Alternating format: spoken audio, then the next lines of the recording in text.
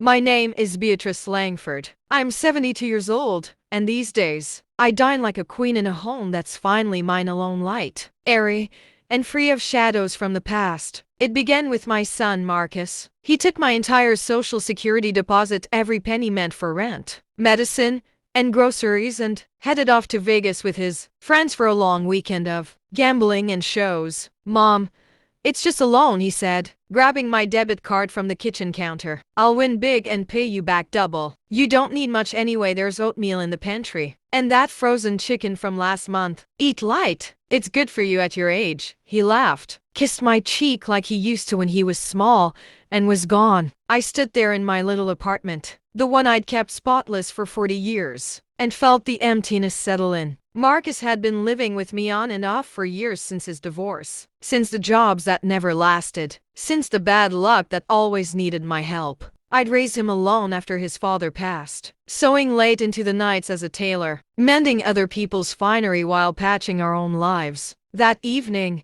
hunger gnawed at me. I opened the pantry. A half-empty box of oatmeal, some stale crackers. The freezer held that one sad chicken breast, freezer burned and forgotten. No milk, no eggs, no bread. Marcus had borrowed for his trips before, but never the whole check. I sat at the table, hands trembling, and realized he didn't care if I starved. But something shifted in me that night. Not despair, resolve. This apartment wasn't just walls and worn furniture. It was filled with things I'd hoarded for someday. My mother's antique, sterling silver flatware, tucked away in velvet cases for Marcus's future wife who never came. The fine bone china set from my wedding, never used because save it for special occasions. Oil paintings from estate sales, jewelry I'd inherited but never worn, emeralds, pearls, gold pieces worth thousands. I dusted them, guarded them, denied myself new clothes or a decent meal so they'd be his inheritance one day. No more. I found an ad in the local paper for a reputable antiques dealer, Mr. Harlan Brooks. I called him the next morning. I have items to sell, I said, my voice steadier than I felt. Fine silver, china, jewelry. Come today. He arrived promptly, a kind-eyed man in his 60s with a magnifying loupe and a fair eye for value.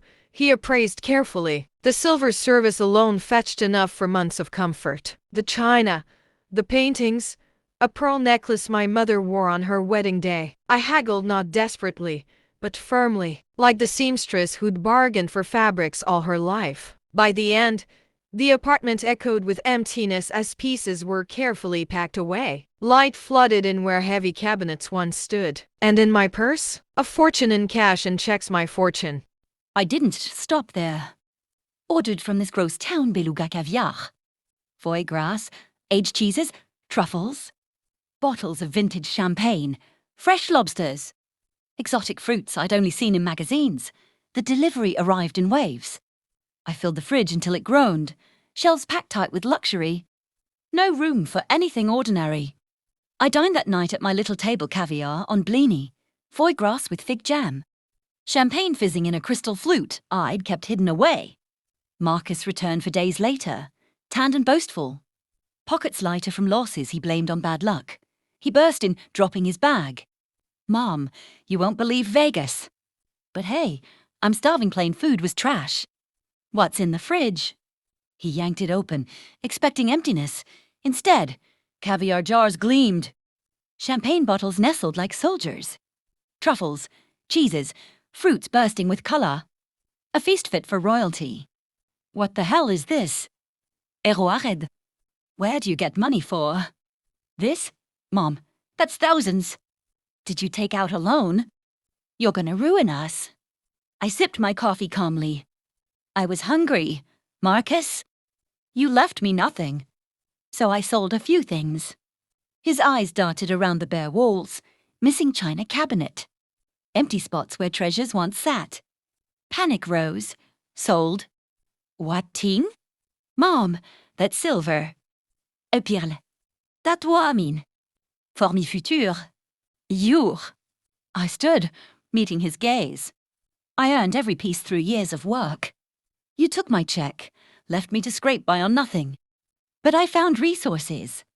Then I found worse hidden in his room while cleaning, papers for a guardianship. Plans to declare me incompetent. Move me to a cheap state home while he sold the apartment. You were going to lock me away, I whispered, holding them up. He paled, stammering excuses. But it was over. With witness as a neighbour and Mr. Brooks, I changed the locks, packed his bags. Out, Marcus. This is my home now. Me life. He raged, threatened courts, doctors. But the sales were legal, notarized. He left, defeated.